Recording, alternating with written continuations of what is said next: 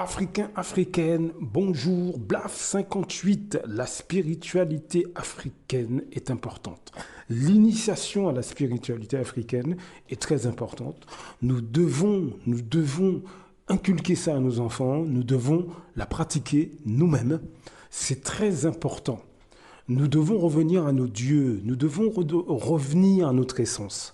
Est-ce que vous comprenez ce que je veux dire, mes frères et sœurs? Si on veut trouver la paix intérieure, on doit revenir à ce que nous sommes à la base. Est-ce que vous comprenez? Regardez les vidéos de Motunde à ce sujet, regardez le travail de plein d'autres intervenants qui font des vidéos super intéressantes. Donc, super intéressantes. Et donc, c'est vraiment important de revenir à ce que nous sommes, à notre essence. On n'est pas des Occidentaux, on n'est pas des Européens, on n'est pas des Chinois, on n'est pas des Arabes, Non. Nous sommes des Africains, des Afro-descendants. Notre essence, c'est l'Afrique. Ça ne veut pas dire qu'il faut rejeter les autres. C'est pas ce que je suis en train de dire, non. Je dis qu'on doit respecter ce que nous sommes. Nous devons nous respecter. Malheureusement, un grand nombre d'entre nous, ne font pas ce travail et ont même du mépris pour l'ensemble de la spiritualité africaine. Ces gens ont des problèmes psychologiques connus. Lorsque vous lisez Frantz Fanon, Peau noire et masque blanc, lorsque vous lisez ce livre, vous comprenez vraiment ce qui se passe au sein du monde noir. Alors après, il y en a d'autres. Il y a Aimé Césaire, il y a Nkrumah, il a dit beaucoup de choses. Il y a Thomas Sankara qui a dit beaucoup de choses. Il y a Stokely Carmichael qui a dit beaucoup de choses, etc. Nos problèmes d'acceptation de nous-mêmes, ça a déjà été disséqué par beaucoup de nos anciens.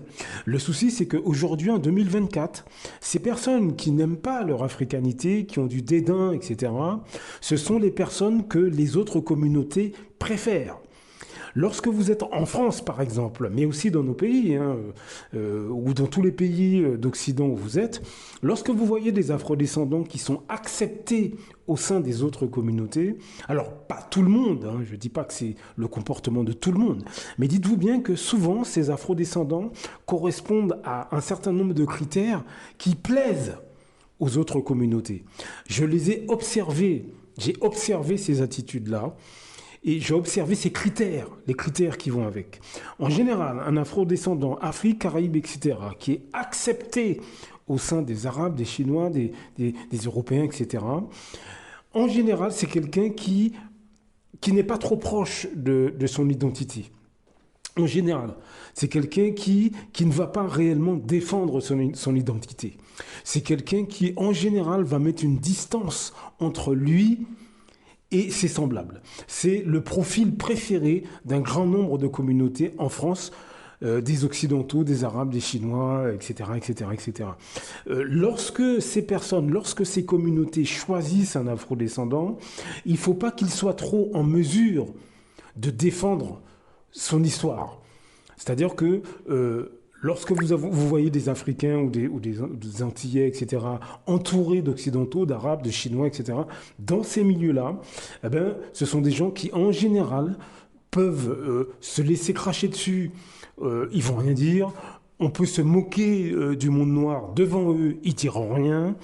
On peut vraiment insulter les hommes et les femmes noirs, ils ne diront rien, etc. C'est ce type de personnes qu'on aime particulièrement en France. L'afrodescendant qui se prosterne par terre, qui lèche les bottes de tout le monde, qui se moque de lui-même. Ce type de personne est très accepté parmi les Européens en France, les Arabes, les Chinois, etc. C'est cette personne qu'on recrute dans les partis politiques, c'est cette personne qui fait une carrière dans le cinéma en France, par exemple. Tant qu'on peut lui cracher dessus et le ridiculiser, etc., sans qu'il ne réagisse vraiment, c'est ce type de personne que l'ensemble des communautés en France choisissent. Alors, je ne dis pas que c'est tout le monde qui fait ça, mais la tendance générale, c'est quand même ça. On peut l'observer quand on est dans le milieu du travail en France, par exemple. Quand vous êtes dans le milieu du travail en France, vous regardez l'attitude des Africains, des Afro-Antillais, etc. Observez ceux qui sont très acceptés, très aimés par l'ensemble de leurs collègues, eh ben, vous découvrirez qu'en général, ils correspondent aux critères que je mets en avant dans cet audio, c'est-à-dire que bon bah ils sont comme des tapis, ils défendent rien, ils rigolent de tout. C'est surtout ce comportement qui est très accepté par les autres communautés, hein. Ils ricanent de tout, bêtes souvent, niais. Et surtout, ils font attention à ne surtout pas choquer les membres des autres communautés. C'est-à-dire que dans le milieu du travail, lorsqu'ils sont, par exemple, à midi à table, par exemple, hein, avec leurs autres collègues, dès qu'il y aura un sujet un peu politique, etc., ils vont faire vraiment extrêmement attention à ne pas choquer les membres des autres cultures. Par contre, si ces mêmes afrodescendants sont avec des gens de leur communauté, là, ils s'en foutent. Ils peuvent dire n'importe quoi, ils peuvent cracher sur le monde noir. Ce type d'afrodescendant-là, il ne prend aucun gant pour mépriser directement le monde noir. Et ça, c'est devant les afrodescendants qui ne font pas partie de sa famille. Attention, qui ne font pas partie de sa famille. C'est-à-dire qu'il y a une catégorie de gens en France qui sont foncièrement négrophobes vis-à-vis des afrodescendants qu'ils ne connaissent pas, ou bien à leur travail, hein, ils sont ouvertement négrophobes, méprisants, pour faire plaisir aux collègues des autres communautés. Mais quand ils sont au sein de leur famille, à ce moment-là, ils sont militants. Est-ce que vous comprenez ? À ce moment-là, ils sont militants. Hein, puisque bon, ils ne veulent pas montrer leur vrai visage à leur famille ou à leurs amis. Donc là, ils sont militants, ils écoutent du jazz, du rap, de la musique jamaïcaine. Bref, ce sont les défenseurs de Malcolm X, mais avec les gens qu'ils connaissent et qu'ils vont revoir dans un cercle privé. Ça oui, hein, les afrodescendants qu'ils vont revoir dans un cercle privé. Là, à ce moment-là, ce type d'afrodescendant fait semblant. C'est le profil qu'on peut observer. Mais par contre, lorsqu'ils sont, par exemple, au travail, et qu'ils sont avec des afrodescendants qui ne font pas partie de leur cercle privé, là, ils s'en foutent. Ils les méprisent, ils peuvent cracher sur eux, ça leur pose aucun problème. Et c'est exactement ce type d'afrodescendants qu'en France, on aime. Les autres communautés, européens, arabes, chinois, etc., ils aiment ce type d'afrodescendants. Ils recrutent ce type d'afrodescendants, ils veulent se marier avec ce type d'afrodescendants. En France, les partis politiques aiment ce type d'afrodescendants. Dans le milieu du cinéma français, on aime ce type d'afrodescendant qui ne va surtout pas se rebeller vis-à-vis de quoi que ce soit. On pourra cracher sur l'Afrique en face de lui, ça ne le dérange pas. On pourra cracher sur les Antilles, s'il est antillais, ça ne le dérange pas. On peut cracher sur les femmes noires ou les hommes noirs, ça ne le dérange pas. Voilà, homme ou femme, hein, voilà le type d'afrodescendant en France que l'ensemble de la société française extérieure au monde noir apprécie.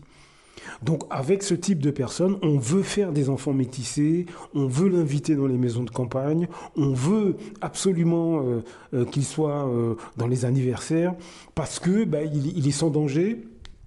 Il correspond au cliché, hein. C'est le type d'afrodescendant qui va imiter James Brown dans les soirées pour faire rire tout le monde. Voilà le type d'afro. Et les gens que je vous décris, ce sont des gens qui sont au sein de votre famille et parmi vos amis. Mais simplement, devant vous, ils ne vont pas vous donner cette image-là. C'est quand ils seront dans le milieu des autres, parmi les autres communautés. C'est à ce moment-là qu'ils auront ce profil.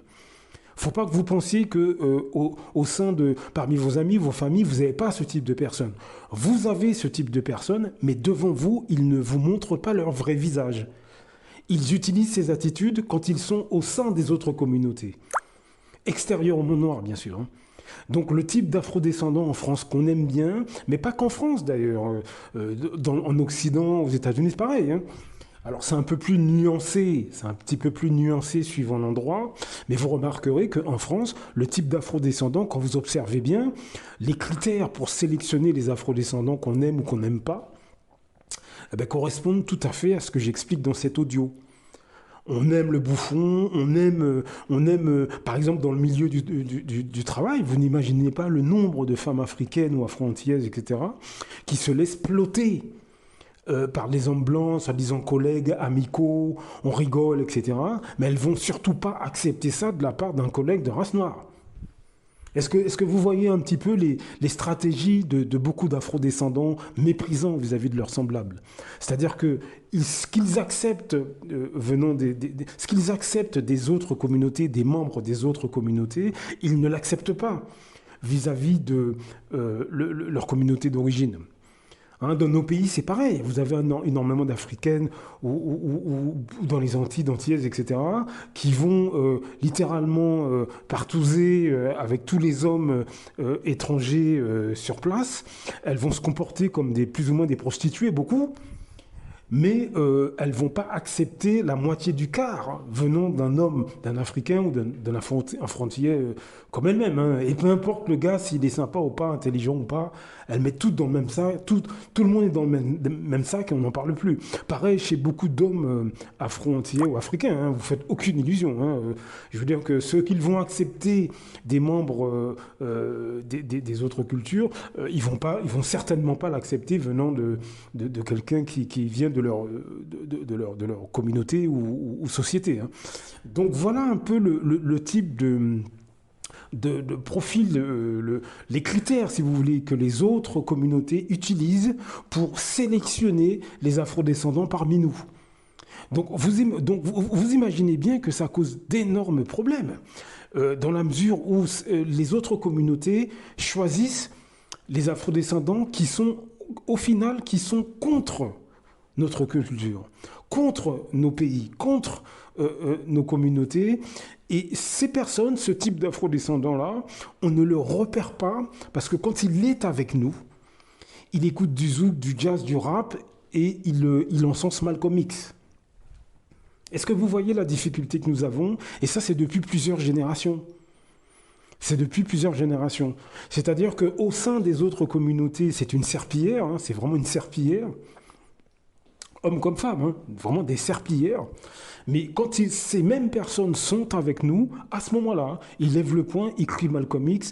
À ce moment-là, ce sont des gens, attention, attention, ils peuvent en découdre hein, si vous ne les respectez pas. Mais ça, c'est vis-à-vis des afrodescendants uniquement, pas au sein des autres communautés. Voilà le type de personnes que nous avons en masse et sur toute l'échelle sociale. Est-ce que vous comprenez ce que je veux dire ? Donc nous avons un problème épineux, c'est un problème psychologique qui a déjà été décrit par Frantz Fanon, hein, Peau noire et masque blanc, et on doit se pencher sur cette psychologie. Je pense que c'est un trouble mental, mais je ne suis pas psychologue. Donc Frantz Fanon, lui, il est psychiatre, donc quand vous lisez le livre, il y a quand même beaucoup d'éléments qui expliquent ces comportements-là. Le souci, c'est que les autres communautés en profitent. C'est comme ça que nous sommes affaiblis. Est-ce que vous comprenez ça ? C'est de cette manière-là que nous sommes affaiblis. C'est de cette manière-là que nous n'arrivons pas à nous organiser à cause de ce type d'afrodescendants qui se vend aux autres communautés. Ce que je viens de vous décrire, c'est le profil des présidents africains, des élus dans la Caraïbe et plein d'autres personnes, des artistes noirs en France, par exemple, mais plein d'autres profils, des responsables d'associations en France. Vous avez beaucoup d'associations où les gens qui sont à la tête, c'est le profil que je viens de vous décrire. Mais vous ne le savez pas. Parce que devant vous, ils vont se donner une attitude de défenseur de Martin Luther King. Est-ce que vous comprenez ce que je veux dire ? Ils vont vous lire des passages d'Aimé Césaire, mais devant vous. Devant vous. Ils ne vont pas faire ça dans les milieux, par exemple, qu'ils côtoient dans leur vie privée. Ils ne vont pas faire ça. Ou à leur travail, leurs collègues des membres des autres communautés, ils ne vont pas faire ça. Ils ne vont pas aller lire Aimé Césaire ou parler Malcolm X avec eux, non. Là, ils font les bouffons, ils rigolent, il n'y a pas de problème, on les aime bien. Ce sont ceux à qui on donne un petit surnom, dans les boulots, par exemple. Donc voilà les critères des afro-descendants les plus bouffons que nous ayons parmi nous, mais on ne s'en rend pas compte. Il est temps qu'on ouvre les yeux sur ce type de profil. Blaf, à très bientôt. Beaucoup d'Africains se lèvent contre des autres Africains. C'est généralement à travers la corruption. L'Europe, l'Occident le sait. La meilleure façon de faire tomber un Africain qui se lève pour les intérêts des Africains, il faut aller corrompre ses amis ou ses compatriotes. C'est comme ça, c'est toujours à cause de l'argent. Celui qui a fait tomber son cara, il a fait beaucoup. C'est parce qu'il voulait être son cara à la place de son cara.